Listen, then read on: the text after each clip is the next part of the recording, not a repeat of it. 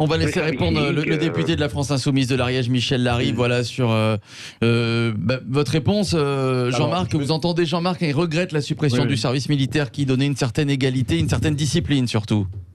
Oui, tout à fait. Alors, vous savez, et j'ai entendu aussi le précédent interlocuteur. Basile, ouais. Justement, par rapport à ce qu'il existait avant, c'est que là, il y a le choix. Et moi, je vous avoue, personnellement, peut-être que c'était une question d'époque. Moi, je suis de la 86-02. Donc, j'avais 20 ans en 86. Maintenant, vous savez mon âge.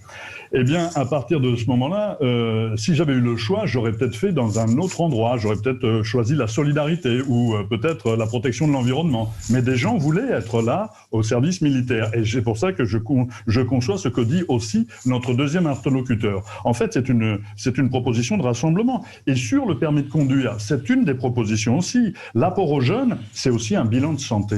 Un bilan de santé... et je crois que maintenant on en a vraiment besoin, une évaluation des capacités au niveau écriture, au niveau lecture, au niveau calcul et au niveau intellectuel, à savoir pouvoir faire un bilan de compétences quelque part. Et puis des éventualités de formation réelle, là pour le coup, de formation réelle. Et derrière, la proposition, c'est de pouvoir passer effectivement dans ces formations le service, le permis de conduire, passer de ce permis de conduire, ce qui se passait à mon époque.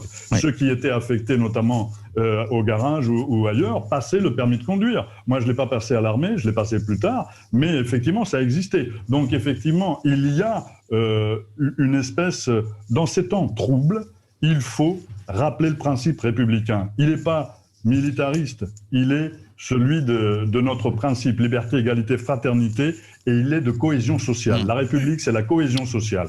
Et il faut commencer par la jeunesse, c'est la jeunesse qui tiendra notre avenir entre ses mains.